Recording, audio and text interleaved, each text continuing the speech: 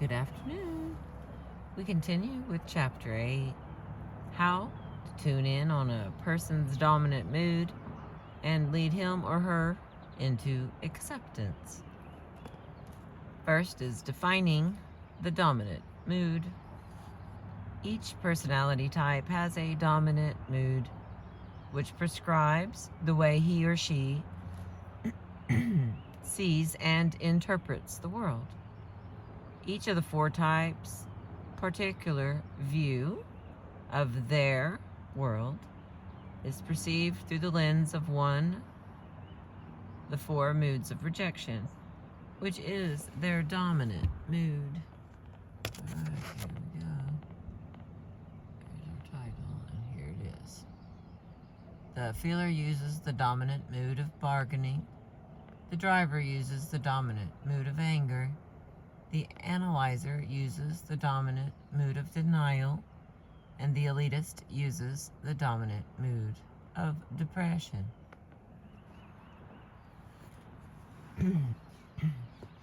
The view through this lens gives each personality type his or her own peculiar and distinct view of reality, which is unlike any of the other types. And each type reacts according to what he or she sees through that lens. If you watch the feeler, driver, analyzer, or elitist who is close to you, you will notice that the mood language each most often uses is that of their dominant mood. Even when they are not being rejected, they say things and do things with the speech and body mannerisms of that dominant mood. This chapter gives you the single most important technique of the 3 R's, the power to tune in directly on another person's dominant mood frequency. All right, the next section is moderating filters are socially acceptable public faces. Doggy on the move. It's sitting here for an hour, breathing pollen. All right, here we go. Our socially acceptable public faces. None of us, whatever our personality type, wishes to appear to the others as nakedly bargaining, angry, denying, or depressed. So we moderate these raw emotions into socially acceptable ones.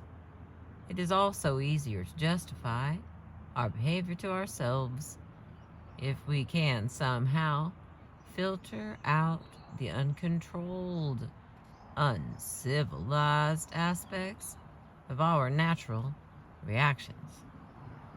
So each personality type subconsciously applies a filter over its dominant mood to modify and to disguise it. The filters of each personality type are, here we go, the school teacher I never wanted to be.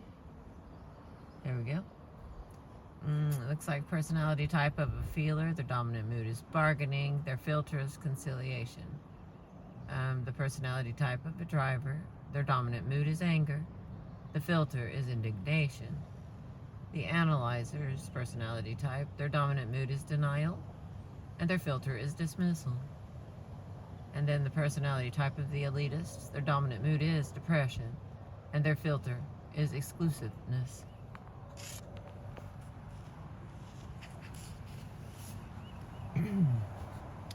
The feeler who, in bargaining, may be saying at bottom, "Please don't hurt me," now appears in conciliation to be saying, "Let's consider everybody's point of view."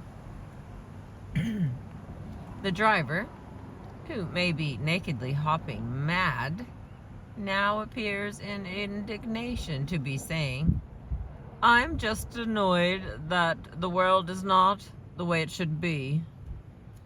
The analyzer, who is in denial, may be saying, I'm always right and everyone else is always wrong, now appears in dismissal to be merely saying, well, if you don't want to take my advice, that's your problem.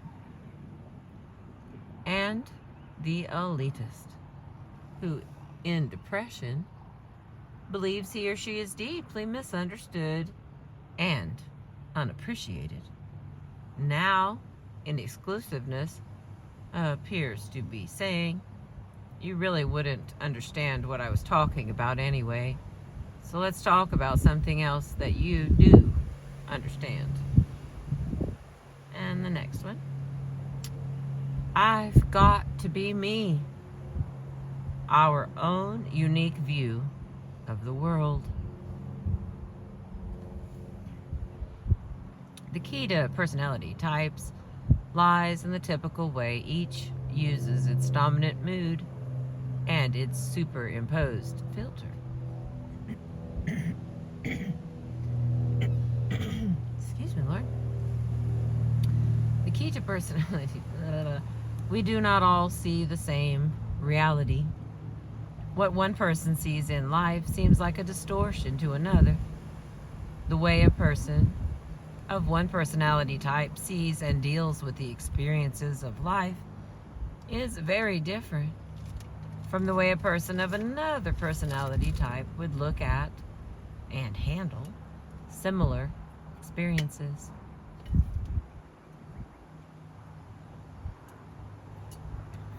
Excuse me, Lord. What the feeler, the driver, the analyzer, and the elitist each perceives in the world and what is actually happening in it are very different pictures. Feelers, in the filtered mood of bargaining, consolation, there it is, almost always speak and act politely, with consideration for others' points of view and concern for their emotional comfort. They are always aware of the give and take in any situation and try to right any imbalance of power they feel exists between the people they're with. And then here's the definition of that word, in case you're just, again, collecting pictures for your phone. Oh, come on, baby. There it is. Conciliation. The act of conciliating or state of being conciliated. Conciliate. To win over, soothe the anger of, or make friendly, to placate, to gain regard, favor, goodwill, esteem, etc. by friendly acts. To reconcile, to make consistent.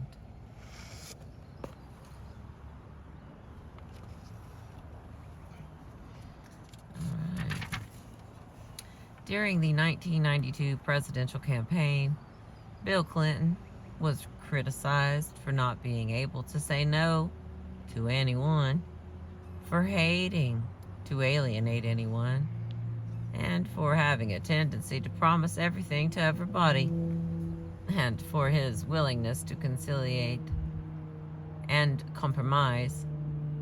He has a reputation as a man who, in his desire to not offend, to be liked, is far too willing to tell people what they want to hear. These are all features of bargaining. Critics have said Bill Clinton is the way. Critics have said Bill Clinton is this way because of his childhood scars. One person said, he sat down and walked around and thought about it and figured it out. He decided that you ought to go through life not offending anybody. Clinton probably did think about it, but because he is a feeler who views his world through the lens of bargaining and filters and interprets what he sees there in conciliation,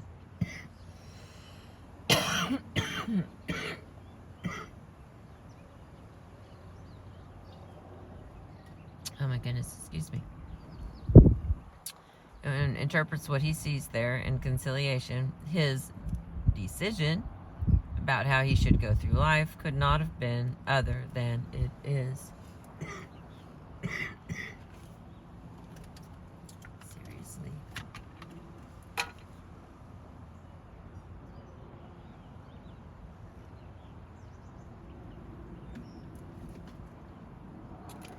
Let's try water instead of coffee.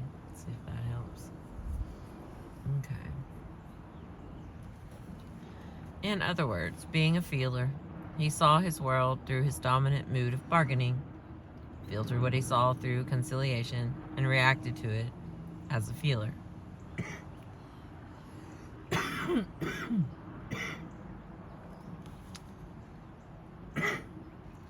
Drivers, in the filtered mood of anger, usually speak and act quickly and dramatically, venting their opinions directly, as they almost overwhelmingly take control of the flow and direction of any conversation they have with anyone.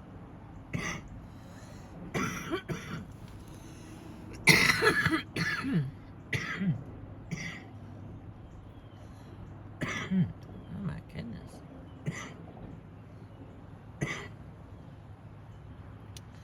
I'm so sorry about that.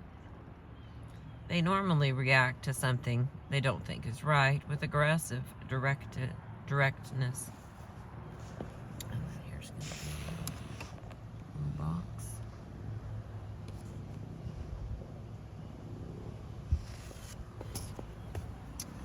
Alright, now what it says is indignation. Anger mingled with contempt, disgust, or abhorrence caused by disapprobation of something mean, disgraceful, or unjust. 2. The effects of anger as manifested in judgment or in punishment.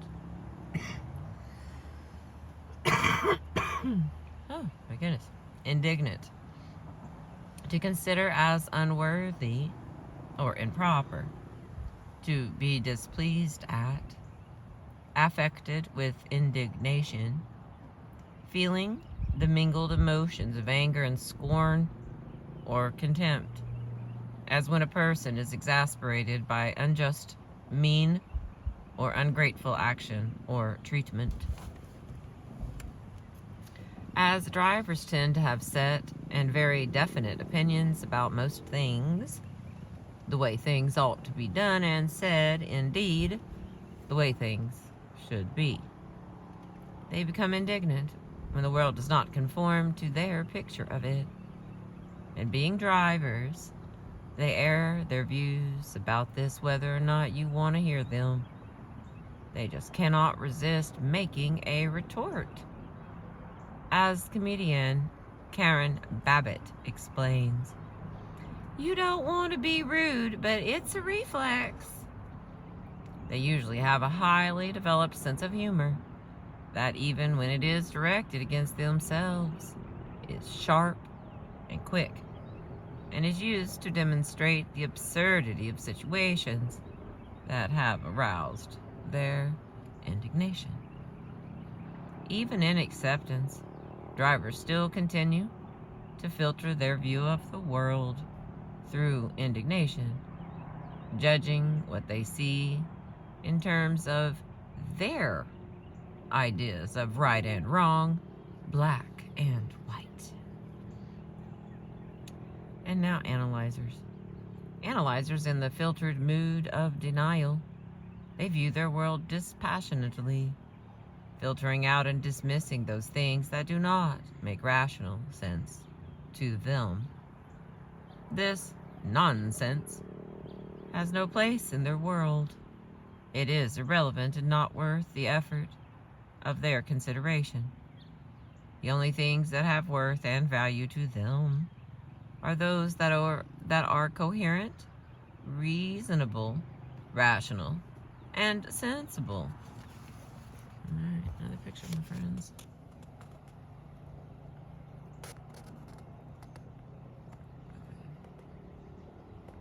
I see that? There we go. Dismissal. Dismissing or being dismissed. A notice of order for the dismissing of someone. Let me have dismissed down here. I'm going to read that in regular word times because my nails look crap. So I cleaned my car out today, but dismiss. 1. To send away. To give leave of departure. To permit to depart. Number 2.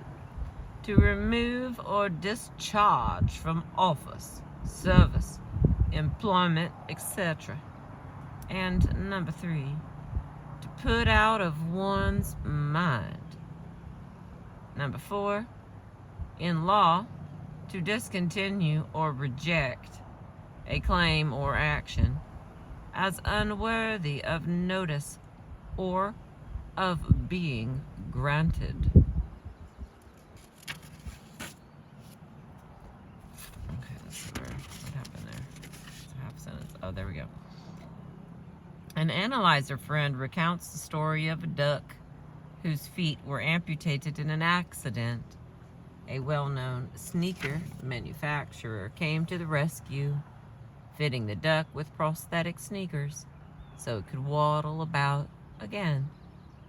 A publishing house then commissioned a children's book based on this heartwarming story. But before it could be written, the duck disappeared. Since it was then not possible to photograph the sneakered duck for the book or use it for publicity purposes, the publisher withdrew his offer. To our friend's mind, this made no sense at all.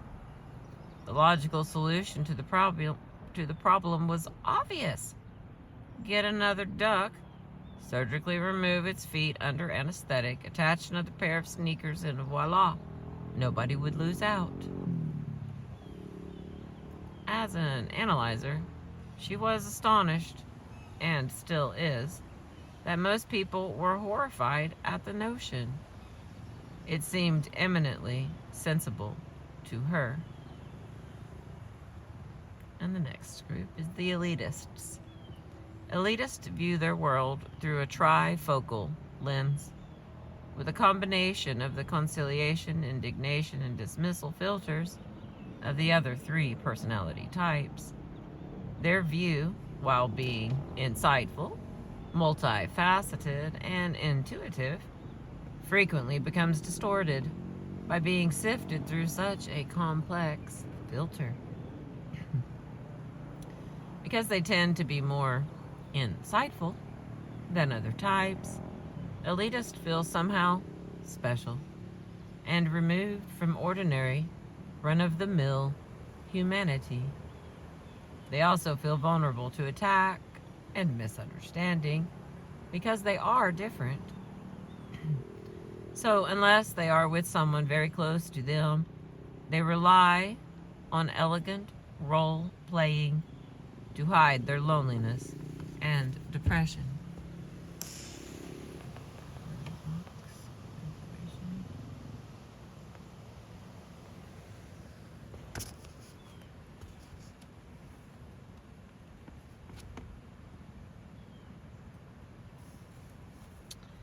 Exclusiveness, the quality or state of being exclusive. Exclusive, number 1, excluding all others, shutting out other considerations, happenings, existences, occupations, etc. 2, having the tendency or power to exclude all others.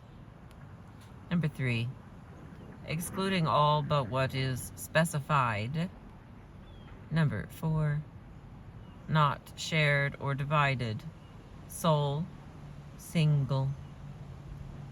Number 5, excluding certain people or groups for social or economic or intellectual reasons. Number 6, snobbish, undemocratic. Henry Kissinger's latest biographer, Walter Isaacson, says, Kissinger's arrogance is the legacy of a childhood spent feeling both smarter and more beleaguered than those around him. Being an elitist, whatever his background might have been, he would have been bound to view his world and himself in it in this very exclusive way. The next little section here on page 141. Individual triggers. What sets us off? Each personality type has a trigger that sets off a reaction. Each type's trigger is distinctive to that personality and is deeply rooted in the particular way it views the world. It is intensely subjective and makes sense only in its terms. Because other personality types do not view the world the same way and are unaware that any triggering mechanism has ever been set off. They are puzzled at the vehemence of the reaction because it is not something that would trigger a similar reaction in them. They do not understand what has happened.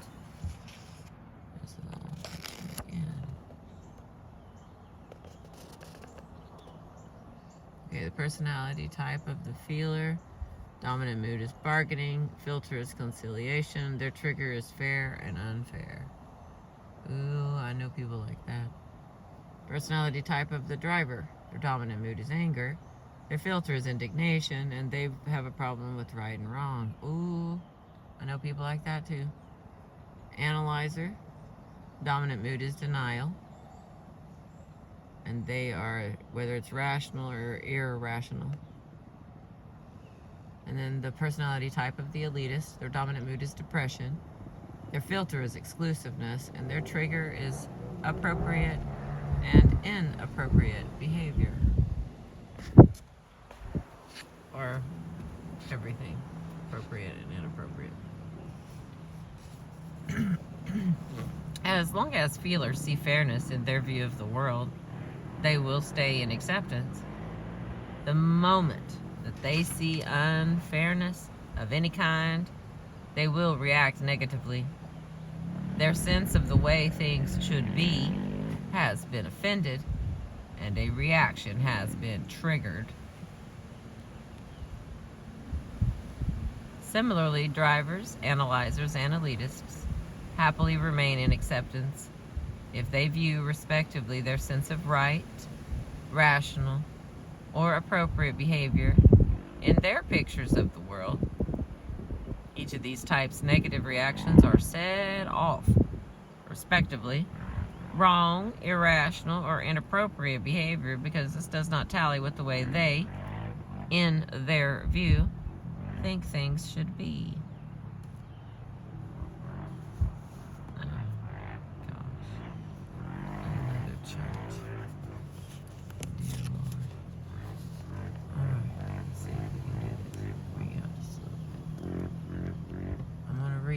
That's what it looks like. So now you know. So get the top of it in there. Alright, and then here's a whole nother one. These have all kinds of words. Again, if you're wanting to screenshot, that's why we're doing this teachery thing. Otherwise, I'll just read it to you. Alright, my friends, here we go. The vulnerable self-image of the feeler. The dominant mood is bargaining, and the filter is conciliation. They have an image of themselves as being emotionally sensitive. Therefore, in their mood language, they think, speak, and act in terms of feelings. They try to create empathy and bond. They are aware of others' emotional states. They are warm, kind, gentle, and polite. They are particularly aware of the feeling tone of words and actions. So, therefore, rejection is triggered if you unfairly accuse them of being overly emotional or emotionally unstable. If you accuse them of being insensitive or unfeeling. They are triggered if you treat them with insensitivity, rudeness, roughness, or insincerity. right? This is still the feeler. This is the bargaining, the filter under conciliation, and they're triggered by fair or unfair. So they have an image of themselves as being fair and even-handed. They consider everyone's point of view. They listen carefully. They need to understand the full picture. They think and react in a slow, considered way. They give others the benefit of the doubt, and they concede points.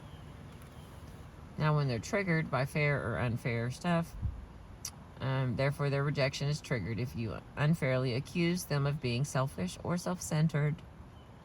If you accuse them of being martyrs or letting others walk all over them. If you accuse them of being slow or indecisive. If you dismiss their ideas when they do offer an opinion. Their rejection is triggered if you do not listen with attention and consideration when they are ready to talk or interrupt before they have finished.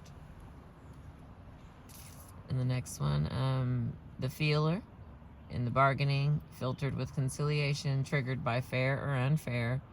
They have an image of themselves as being non-aggressive. They do not push themselves or their opinions. They do not try to dominate or control. They are patient and non-combative. They consider others' needs before their own. But when rejection is triggered, therefore rejection is triggered if you unfairly accuse them of being insipid, weak, non-combative, vacillating, or indecisive. Rejection is triggered if you unfairly accuse them of, try to dominate, control, or aggressively take charge.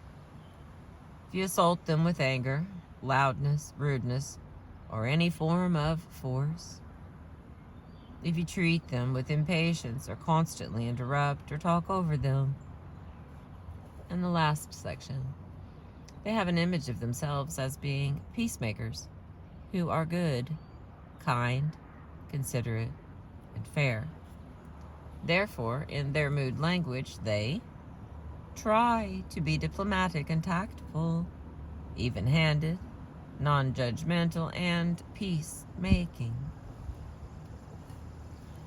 Therefore, rejection is triggered if you unfairly devalue, even indirectly, their sense of goodness, kindness, consideration, and fairness. Let's try another. The tender spot. Each personality type has a corresponding tender spot, which you must be very careful not to hit, graze, or even gently touch. This tender spot is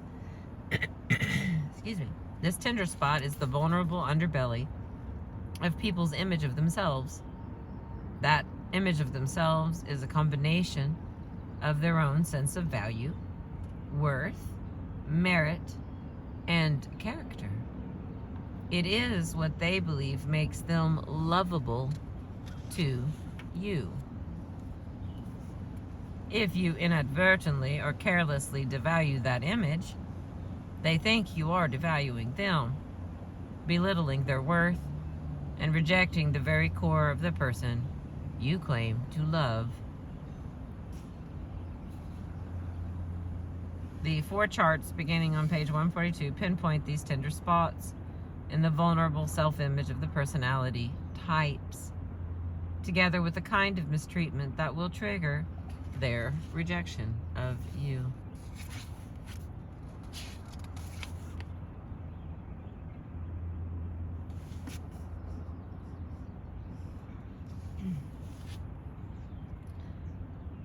Let's see if we can get through the driver, and then I'll save the analyzer.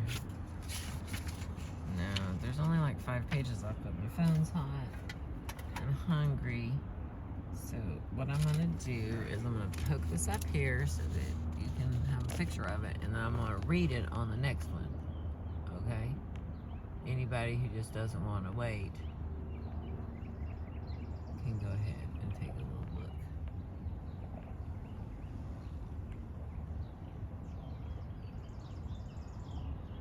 That's what I want to read to you there. When I come back, I'm going to go ahead and show you the other one. 'Cause again, hard, not hungry. Alright, so there's the next one. And then here's what happens whenever they're triggered. You accuse them of being illogical.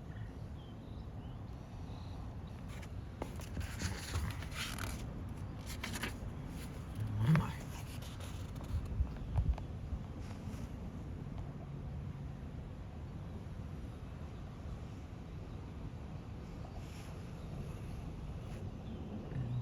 For those of you who do not like to read this, I will read every word of this to you. It's just I'm not going to do it right now. Maybe tomorrow. Or tonight, I mean. Yeah. Now that you are aware of what triggers rejection in each of the personality types, you know what to avoid doing and saying. There is, however, one more vitally important technique technique to learn which draws all your knowledge together and makes it work in your favor. And that is what actually to do to get through directly to the person you so desperately want to reach.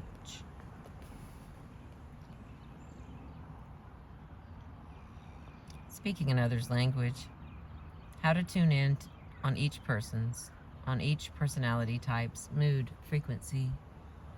Being actually able to speak another person's mood language is the single most important skill that you can learn from this book.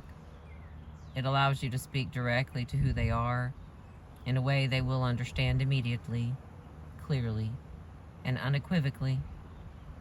With this technique, you are in fact tuning in on their wavelength and speaking directly to their subconscious way of thinking and feeling.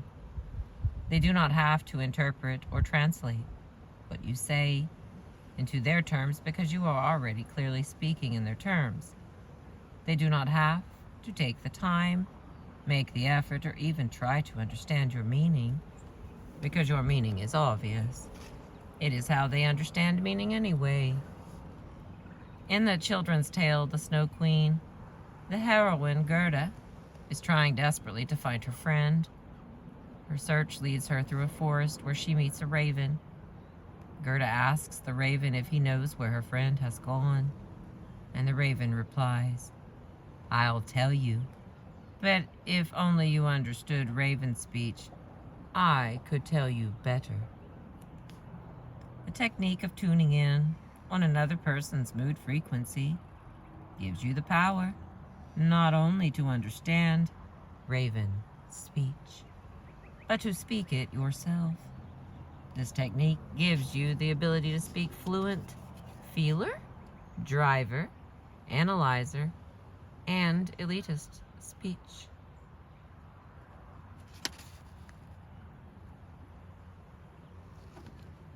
The following 4 charts on how to tune in on another person's personality type's dominant mood frequency give you the rules to follow to speak another person's language. Commit them to memory and try to use them every time you talk with the people who are important in your life.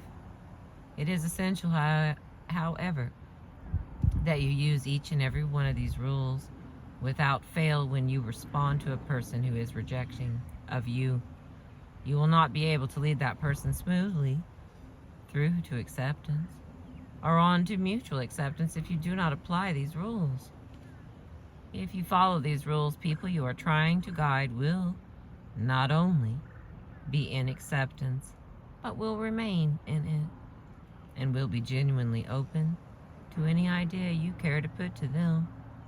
They will receive your signals loud and clear on their wavelength without any of the distortion caused by crossed signals.